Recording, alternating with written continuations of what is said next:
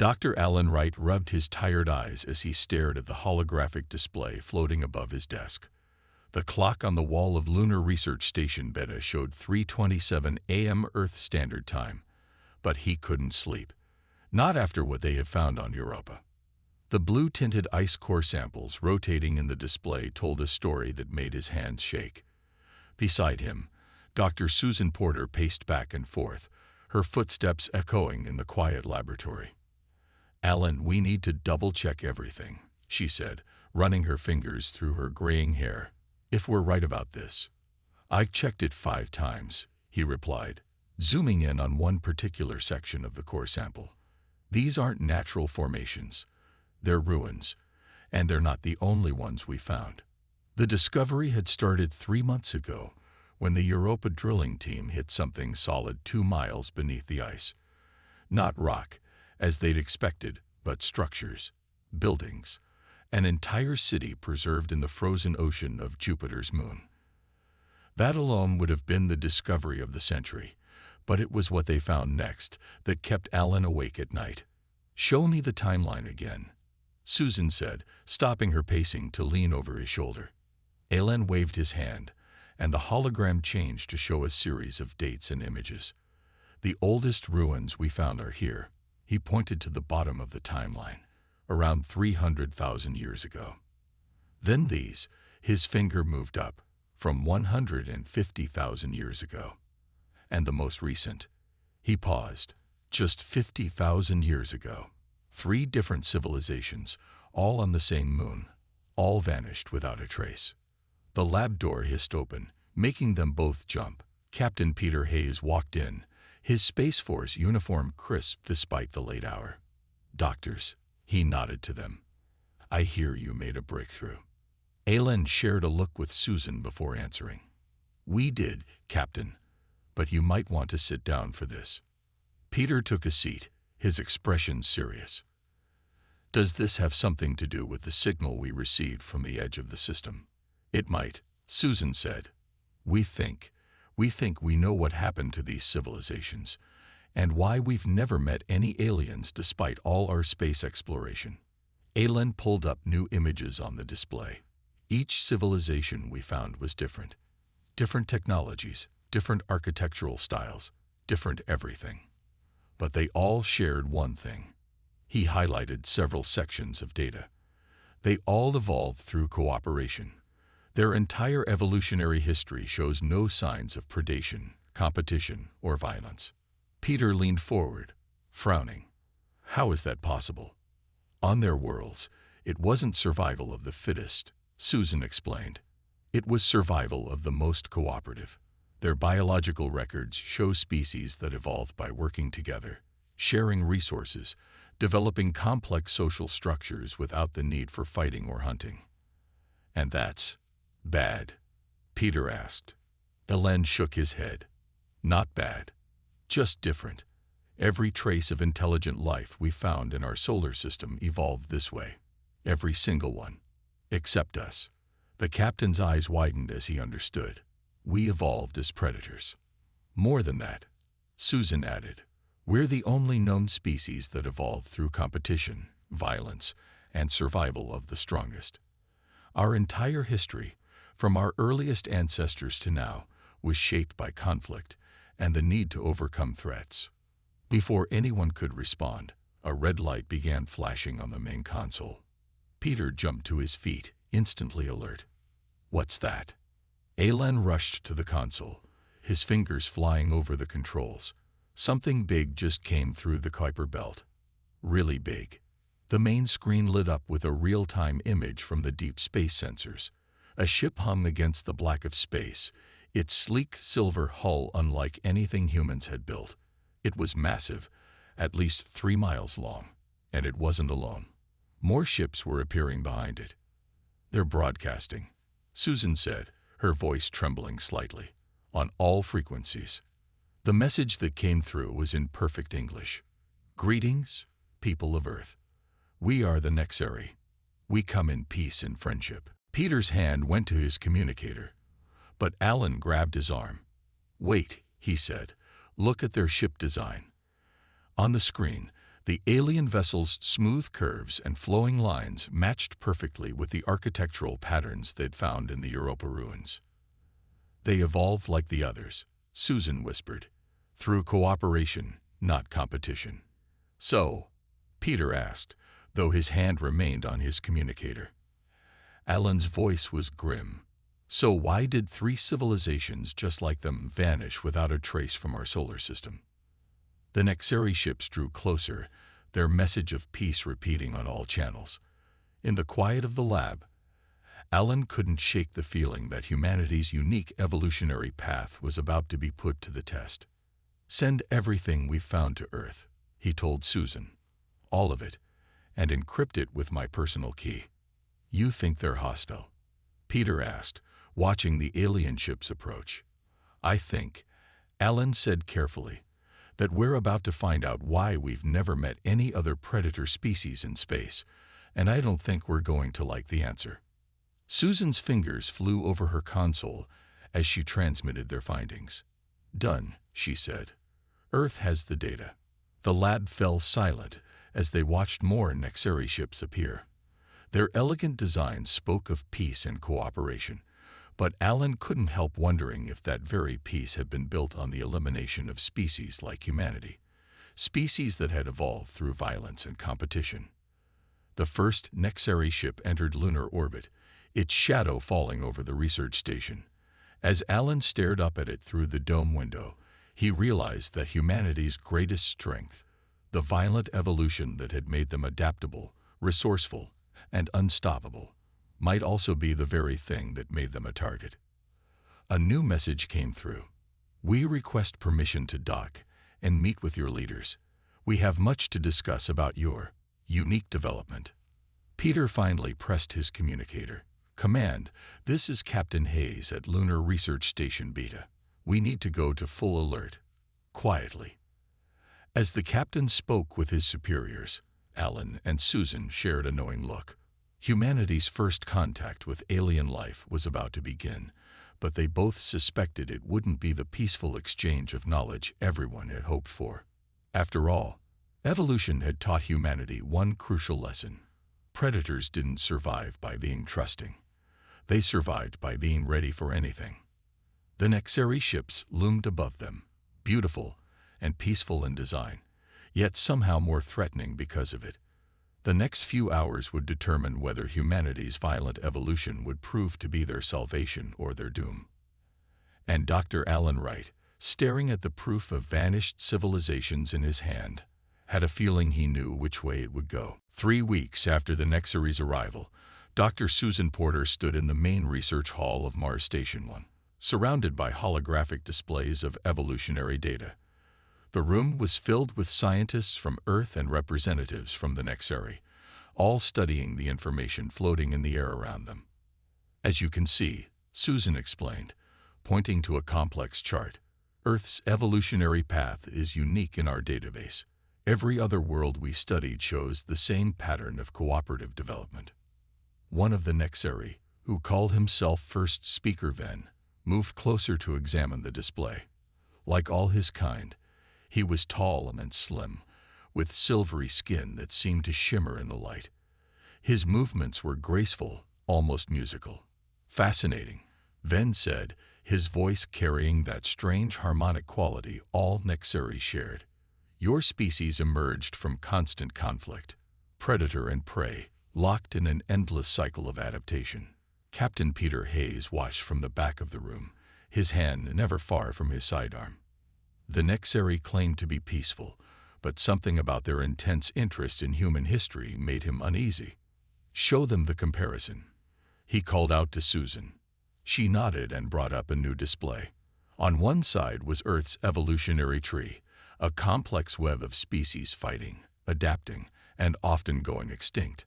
On the other side was a typical alien evolution pattern, showing steady cooperative development with few extinctions or major changes. Your world was harsh, another Nexeri observed. It forced you to become aggressive. Susan noticed how the alien seemed to struggle with the last word, as if the very concept was difficult to grasp. We prefer to think of it as adaptable, she replied. Every challenge made us stronger. The meeting was interrupted by Dr. Alan Wright rushing into the room, his tablet clutched tightly in his hand. "Susan, Captain, you need to see this," he said, slightly out of breath. Peter moved forward, positioning himself between Alan and the Nexeri. "What did you find?" Alan connected his tablet to the main display. New images appeared, showing more ruins, these ones from deep space telescopes. "We found them. Hundreds of them. Dead civilizations scattered across nearby star systems." The room fell silent. Even the Nexeri stopped their usual gentle humming. "All of them," Alan continued, "show the same pattern of cooperative evolution we found in the Europa ruins, and all of them disappeared around the same time periods." Susan's eyes widened as she studied the data. It's like something was cleaning house, systematically removing civilizations in waves. "But why?" Peter asked, though his hand was now firmly on his weapon. First Speaker Venn moved to the center of the room. "Perhaps," he said softly, "it was to maintain peace, to ensure that only compatible species survived." The temperature in the room seemed to drop several degrees. Peter's fingers tightened on his sidearm, but he kept it holstered. "Compatible with what?"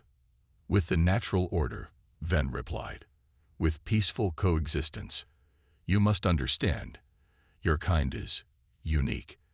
Your very nature makes you—" He paused, searching for the right word. "Unpredictable." Alan quickly began transferring data to a secure server. "And the civilizations we found in Europa, were they unpredictable too?" The Nexeri didn't answer, but their silence was telling.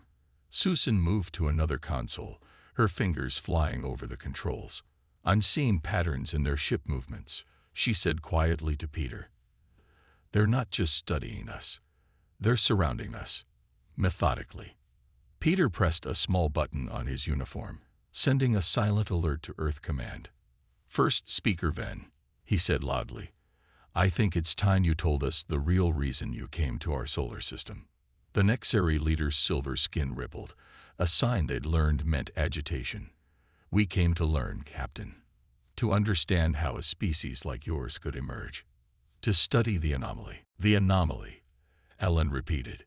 "You mean the fact that we evolved through struggle instead of cooperation? That we fought our way to the top instead of just getting along?" "Your path is inefficient," another Nexeri stated. "It creates unnecessary conflict." Susan laughed, but there was no humor in it. "Inefficient? Our inefficient evolution gave us something none of your cooperative species have, the ability to face threats and overcome them. To fight back." The room's tension could have been cut with a knife. The Nexeri had spread out around the room, their movements so subtle that most humans wouldn't have noticed. But Peter did. His combat training, another product of humanity's violent evolution, had taught him to spot predatory behavior, even from species that claimed to be peaceful.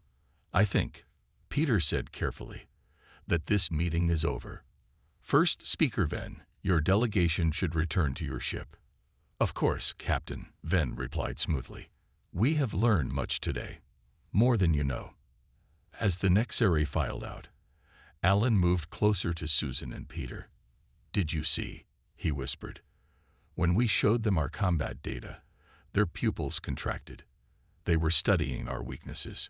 Susan nodded. "And their ships, they're not just research vessels. I've been analyzing their energy outputs. Those are weapon signatures they're trying to hide." Peter watched the last Nexeri leave before responding. "They're not here to study us. They're here to evaluate if we're too dangerous to let live. Like the Europa civilizations," Alan added, "and all the others we found. They weren't wiped out by some ancient threat." "No," Susan finished. "They were eliminated by species like the Nexeri, peaceful cooperators who saw violent evolution as a threat to their order." Peter activated his secure communicator. "Command, this is Captain Hayes. Implement Protocol Dark Winter. Priority Alpha. We were right. Humanity's got a target on its back." As alarms began to sound throughout the station, Susan looked out the window at the Nexeri ships gleaming in the Martian sunlight. "They think our violent evolution makes us dangerous," she said. "They're right," Peter replied, checking his weapon. "But not for the reasons they think. We're dangerous because we know how to survive, how to fight back. And most importantly," he smiled grimly, "we know how to spot predators, even when they're pretending to be prey." Alan gathered their research materials. "We should get this to the secure facility. Earth needs to know everything we've learned about their capabilities." As they hurried through the station's corridors, Susan couldn't help but appreciate the irony. The very thing the Nexeri saw as humanity's greatest flaw, their violent evolution, had given them the tools to recognize the threat. Millions of years of dealing with predators and prey had taught humanity one vital lesson. Sometimes the most dangerous predator was the one that pretended not to be a predator at all. The Nexeri ships began powering up their engines, preparing to return to their fleet. But humanity was ready. Their violent evolution had prepared them for this moment, even if they hadn't known it. The game was on. And for once, humanity's capacity for violence might be the very thing that saved them. Lieutenant Amy Richardson sat in the dimly lit command center of United Earth Defense Command, deep beneath the Nevada desert. Her eyes were fixed on the streams of alien text scrolling across her screen. After 3 days without sleep, she finally had a breakthrough. "Dr. Morris," she called out, "I think I found something in their transmissions." Dr. Christopher Morris hurried over, his coffee cup still in hand. As the lead synolinguist for Earth Defense, he had been working alongside Amy to decode the Nexeri's secret communications. "Show me," he said, pulling up a chair. Amy highlighted a series of repeated patterns in the alien text. "They're not just talking about studying us. Look at this word here. It keeps showing up in their military channels." Chris leaned forward, adjusting his glasses. "Incompatible," he translated. "They're calling us incompatible. But with what?" "With their version of civilization," a deep voice answered from behind them. They turned to see Admiral John Martinez entering the command center. The Admiral's usual confident stride was weighed down with worry as he approached their station. "We just got a data burst from our deep space probes," he said. "You're not going to like what we found." The main screen lit up with images from beyond the solar system. Massive fleets of ships were gathering, far more than the few vessels the Nexeri had shown them. But these ships were different. They belonged to multiple alien species. "It's a coalition," Amy said, her voice barely a whisper. "They're all like the Nexeri, aren't they? All evolved through cooperation." Chris was already analyzing the new data. "Yes, but there's more. These transmissions, they're talking about something called the Galactic Council." Admiral Martinez nodded grimly. "A council that apparently exists to preserve peace throughout the galaxy. And guess what they consider the biggest threat to peace? Species that evolve through violence," Amy answered, looking at her decoded texts. "Species like us." The command center's quiet buzz of activity was interrupted by a new alert. More ships were entering the solar system, but these weren't trying to hide. They came openly, their weapons systems fully visible. "They're done pretending," the Admiral said. "Get me everything you can from those transmissions. We need to know what we're up against." Chris pulled up more decoded messages. "According to this, they've done this before. Many times. They find species that evolve through competition and violence, and he paused, swallowing hard. "They eliminate them. They call it preserving the peace." Amy's fingers flew over her keyboard, bringing up more translations. "But we're different from their usual targets. Most violent species they've encountered never made it to space. We're the first ones who developed this far. Which makes us even more dangerous in their eyes," Admiral Martinez said. "Show them the evacuation numbers." Chris brought up another screen showing massive movements of people heading to underground shelters. The Nexeri and their allies could see this activity, but that was the point. Let them think humanity was running scared. "What they don't know," the Admiral continued with a slight smile, is that for every person going underground, we're putting 2 in space. Hidden bases throughout the asteroid belt, secret shipyards behind Mars, manufacturing centers inside hollow moons. Sir, Amy called out suddenly. New transmission from the Nexeri fleet. They're broadcasting on all frequencies. The message was clear and direct. People of Earth, your evolutionary path has been deemed incompatible with galactic peace. You have 24 hours to surrender your military capabilities and submit to genetic modification. Failure to comply will result in your removal from the galactic community. Admiral Martinez's laugh surprised both Amy and Chris. They really don't understand us at all, do they? Sir, Amy asked. Think about it, he said. Every species they've encountered evolved through cooperation. When faced with a superior force, their instinct is to submit, to find a way to cooperate. But us, he grinned, we evolved as prey and predator both. We know what it means to be cornered, and we know what cornered animals do. Chris understood. They expect us to surrender because that's what their evolution tells them is the smart choice. To give in to a superior force. Exactly, the Admiral nodded. But our evolution taught us something different.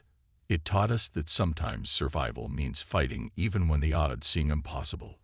It taught us to be cunning, to be fierce, and most importantly, he paused as another alert showed more alien ships arriving. It taught us to never give up.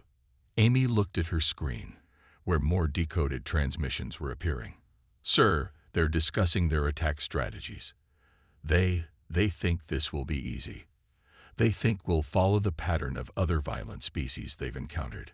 Then they're in for one hell of a surprise, Admiral Martinez said. He pressed a button on the command console, opening a channel to all Earth forces. This is Admiral Martinez. Operation Shadow Start is now in effect. I repeat, Operation Shadow Start is in effect. Throughout the solar system, hidden shipyards sprang to life. Weapons platforms concealed in asteroid fields powered up. Stealth ships slipped out of secret bases, taking up positions in the dark spaces between planets. They think our violent evolution makes us primitive, the Admiral said, watching the activity unfold on his tactical display. They don't understand that it also made us survivors, that every step of our development was forged in the fires of conflict and competition. Chris looked up from his translations. Sir, they're beginning to detect some of our movements. They seem confused. Their transmissions show they can't understand why we're not begging for mercy. Of course they don't understand, Amy said, a fierce pride in her voice. Their evolution never taught them what it means to be cornered. They never learned what we've known since we first started walking upright, that sometimes the most dangerous creature isn't the biggest or strongest, but the one that refuses to give up. Admiral Martinez watched as humanity's hidden forces took their positions. The Nexeri and their allies had no idea that their attempt to study humanity had given Earth time to prepare, to plan, to get ready for exactly this moment. Send our response to their ultimatum, he ordered. Amy typed quickly, then looked up. What should it say, sir? The Admiral smiled, but there was nothing peaceful about it. It was the smile of a species that had evolved through millions of years of conflict, that had learned to bare its teeth long before it learned to speak. Keep it simple, he said. Tell them, we decline your offer, and we're ready for you. As the message was sent, alerts began lighting up across the command center. The Nexeri fleet was moving into attack position, confident in their superior numbers and technology. But they were about to learn what humanity had known since its earliest days, that evolution hadn't chosen violence for humans. Humanity had chosen it for themselves, and they had gotten very, very good at it. Admiral John Martinez watched the holographic display as hundreds of Earth's ships appeared to power down their weapons. To any outside observer, it looked like humanity was giving up. That was exactly what they wanted the Nexeri to think. Status report. He called out to his bridge crew aboard the hidden command ship nestled inside a hollow asteroid. Dr. Laura Bennett looked up from her AI analysis station. Her computer systems had been working non-stop to understand the Nexeri battle patterns. Sir, they're responding exactly as predicted. Their fleet is moving forward to accept our apparent surrender. The massive alien ships moved with perfect coordination, their formation showing thousands of years of peaceful evolution. They were beautiful, efficient, and completely predictable. How many of our ships can they detect? The Admiral asked. Only the decoys, sir, Lieutenant Ryan Cooper replied from his sensor station. The old ships we wanted them to see. Our real fleet is still hidden in the asteroid belt's shadow zones, just like we planned. Laura pulled up a new display showing the AI's predictions. The Nexeri and their allies have never faced real combat. Their battle strategies are all based on theory, on war games and simulations. They don't have the instincts we do. The Admiral nodded. Humanity's violent evolution had given them something the peaceful species couldn't understand. Real combat experience. Even their games taught children about strategy, about hiding strength, about striking when least expected. Begin Phase 2, Martinez ordered. Across the solar system, Earth's apparent submission continued. More ships powered down, space stations dimmed their lights, and the massive defense platforms around Earth itself went silent. The main screen lit up with an incoming transmission. First Speaker Ven's silver face appeared, looking satisfied. Admiral Martinez, he said, we are pleased by your species' wisdom in choosing cooperation over violence. Your submission will make the transition easier. Martinez kept his face neutral, years of poker games helping him hide his true thoughts. We recognize your superior position, he said, forcing humility into his voice. We await your arrival. The transmission ended, and Laura couldn't help but smile. They believed you, sir. The AI confirms they're totally buying it. They think we're following the same pattern as all the other violent species they've encountered. Of course they do, Martinez replied. They don't understand that humans learned deception millions of years ago. Every ambush predator on Earth knew how to hide, how to wait, how to strike at the perfect moment. Ryan's console lit up with new alerts. Sir, their main fleet is entering the kill zone. All ships are in position. The Admiral stood up, his voice carrying across the bridge. Send the signal. Operation Ambush Predator begins now. Throughout the solar system, humanity's true strength was revealed. Ships hidden in asteroids powered up their engines. Stealth platforms concealed in planetary rings activated their weapons. And most importantly, the thousands of small one-person fighter craft that had been dismissed as escape pods by the Nexeri revealed their true nature. They're detecting our power spikes, Laura reported, watching the alien fleet's reaction. Their formations are breaking up. The AI says they're trying to regroup, but they're confused. This doesn't match any of their combat simulations. Martinez allowed himself a grim smile. Send in the wolf packs. Groups of human ships, moving with the coordinated grace that came from years of warfare games and combat simulations, struck at the scattered alien fleet. They didn't attack the biggest ships or the most obvious threats.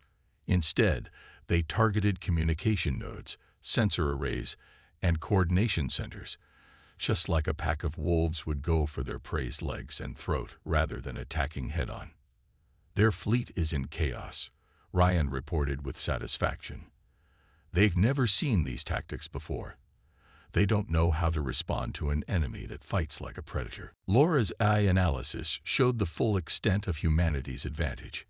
Their ships are more advanced than ours, their weapons are stronger, but they're fighting like herbivores caught in a lion's path. They bunch up, trying to protect each other, which just makes them easier targets. The Admiral watched as centuries of human military doctrine, born from millions of years of evolutionary combat, tore apart the peaceful species' carefully planned formations. Launch the next wave, he ordered. Let's show them why evolution chose violence for us. New ships emerged from hiding, these ones carrying Earth's most primitive but effective weapons, missiles, kinetic strikes, and electronic warfare systems. The Nexeri's advanced shields could stop energy weapons, but they had never considered defending against simple rocks thrown at high speed or against computer viruses that acted like digital parasites. "Sir," Laura called out, excitement in her voice. "The AI has cracked their command protocols. We can predict their moves before they make them. They're still following their theoretical battle plans, even though those plans aren't working." Martinez nodded. "That's the difference between learning combat through evolution and learning it from a textbook. We know how to adapt. They only know how to follow their procedures." The main screen showed the battle unfolding across the solar system. Human ships struck from ambush positions, disappeared back into the darkness of space, then struck again somewhere else. Each attack targeted vital systems, like a predator instinctively knowing where to bite. "Message from Earth Command," Ryan announced. "Other alien fleets are pulling back. They're retreating." The bridge crew cheered, but Martinez raised his hand for silence. "They're not giving up," he warned. "They're regrouping. Remember, they think they're protecting the galaxy from us. They won't stop just because we surprised them once." Laura's AI confirmed his suspicion. He's right. They're adapting, but slowly. They're trying to understand our tactics, but they're looking for patterns, for rules they can learn. They don't understand that human combat is chaos by design. "Sir," Ryan called out, "the Nexeri flagship is signaling. First Speaker Ven is requesting to speak with you." Martinez straightened his uniform. "Put him through."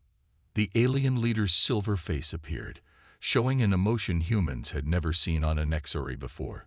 "Fear. This is not possible," Ven said. "Your species. You fight like animals." "No," Martinez replied calmly. "We fight like humans. Evolution chose violence for us, and we embraced it. We learned from every predator and prey species on our world.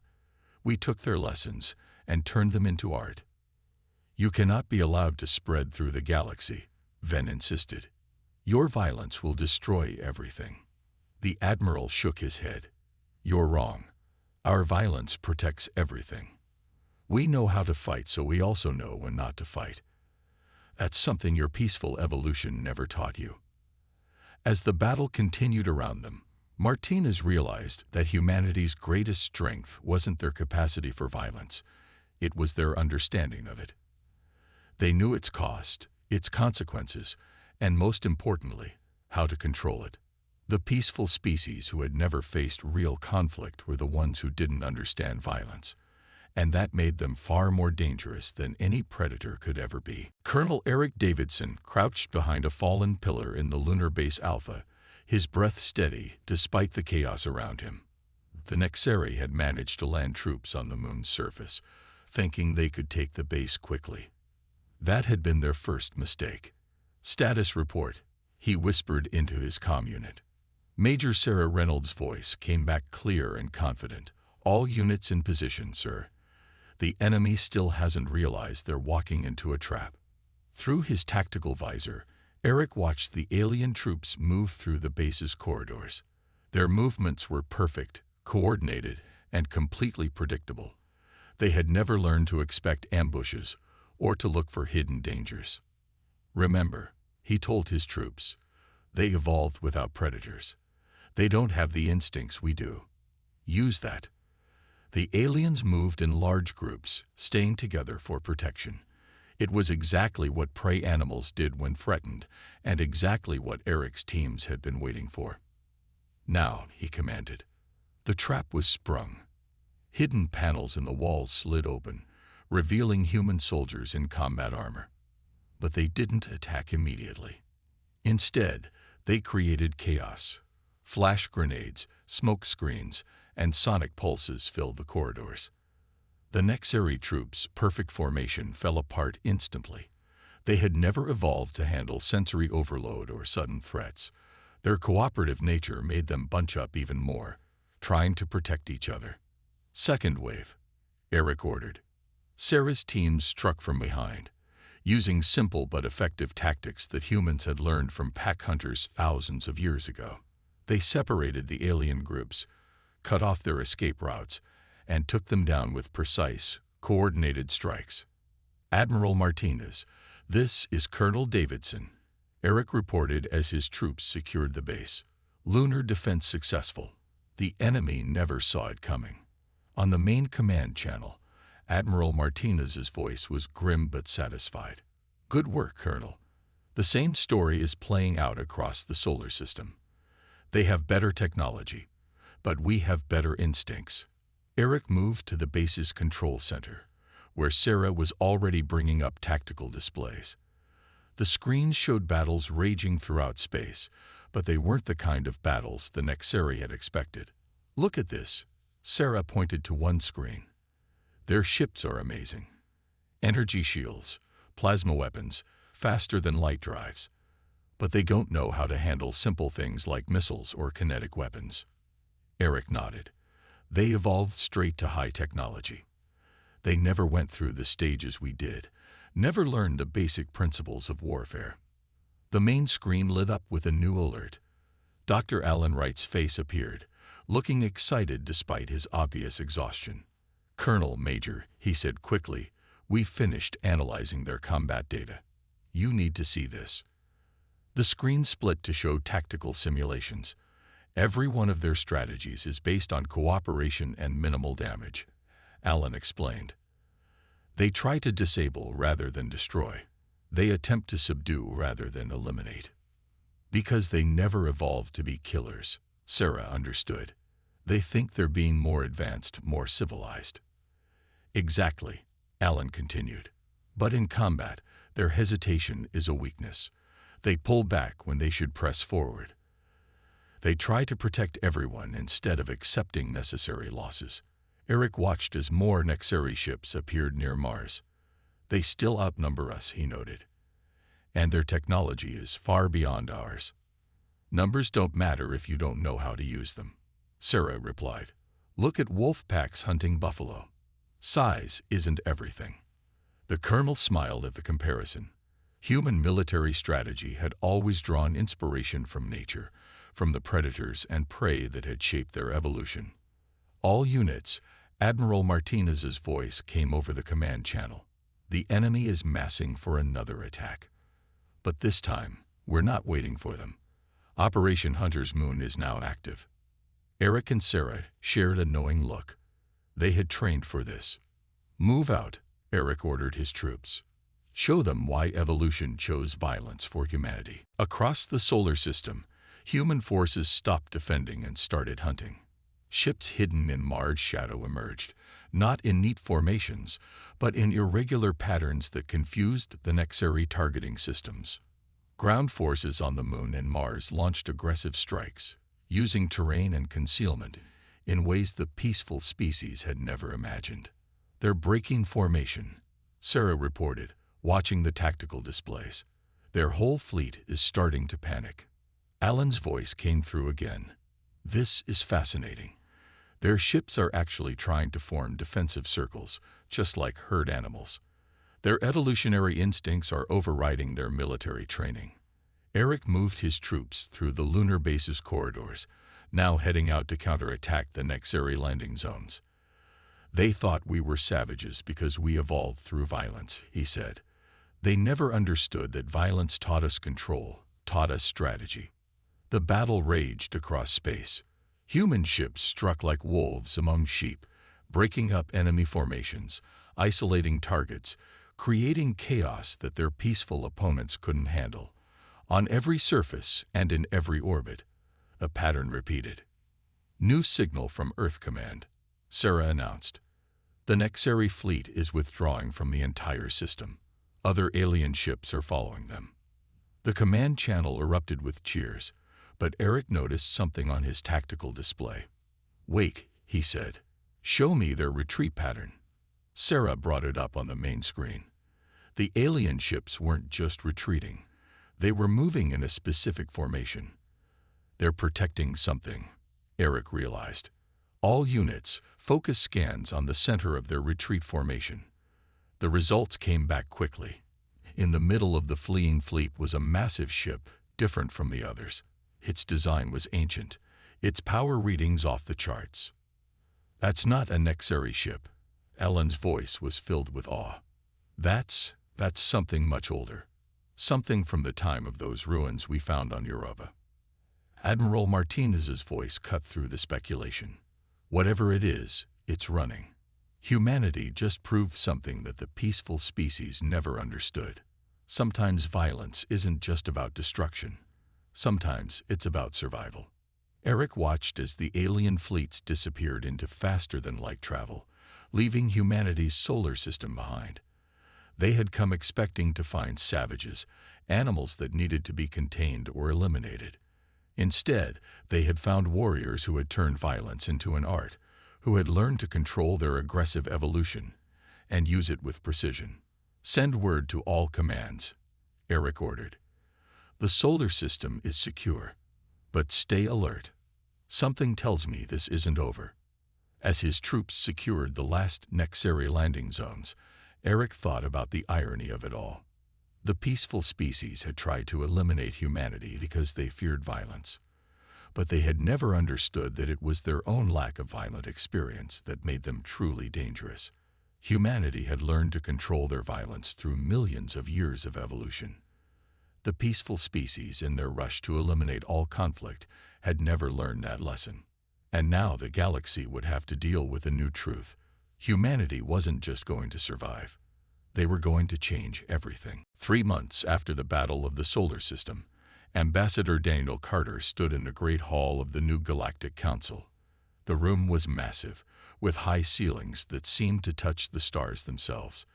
But what made it truly impressive were the delegates, representatives from over 100 alien species, all watching him with a mixture of fear and curiosity. "The human speaks," announced the council leader, a being of pure energy contained within a crystalline form. Daniel stepped forward, his footsteps echoing in the silence. Dr. Alan Wright stood beside him, carrying data tablets that contained humanity's research on evolutionary paths. "Members of the council," Daniel began, his voice clear and strong. "3 months ago, your forces tried to eliminate humanity because our evolution made us different. Today, we're here to show you why that difference is valuable." Alan activated the holographic display, showing the evolutionary trees they had studied. On one side were the peaceful species, their development marked by cooperation and harmony. On the other was Earth's tree, marked by competition, predation, and survival. "You feared us because we evolved through violence," Daniel continued. "But you never asked why evolution chose that path for us." The council leader's crystalline form flickered. "Your kind are dangerous, unpredictable. Your very nature threatens the peace we have maintained for millions of years." "Does it?" Daniel asked. He nodded to Alan, who changed the display to show the ancient ship they had detected during the battle. "Tell us about this vessel, the one your forces protected as they retreated." A murmur ran through the assembled aliens. The council leader's glow dimmed slightly. "You recognize it, don't you?" Alan spoke up. "It matches the designs we found in the Europa ruins. The ones left by civilizations that mysteriously vanished." Daniel looked around the hall. "We've done our research. Those civilizations didn't just disappear. They were eliminated, but not by you, by something else, something that comes from beyond the galaxy." The council leader's voice was quieter now. "How did you know?" "Because we understand predators," Daniel replied. "We evolved alongside them, learned from them, became them when we needed to. And everything about your behavior tells us you're running from something." Alan brought up new images, strange, dark shapes at the edge of galaxy. "Your peaceful evolution created wonderful civilizations," he said, "but it also left you vulnerable. You never learned to fight, to defend, to survive against real predators. The destroyers come every million years," the council leader finally admitted. "They consume civilizations. We can only hide, try to preserve what we can. That is why we eliminate species like yours. Violent species draw their attention." Daniel smiled. "But that's exactly why you need us. Humanity didn't just evolve to be violent. We evolved to protect. Every predator species on Earth also protects its territory, its family, its pack.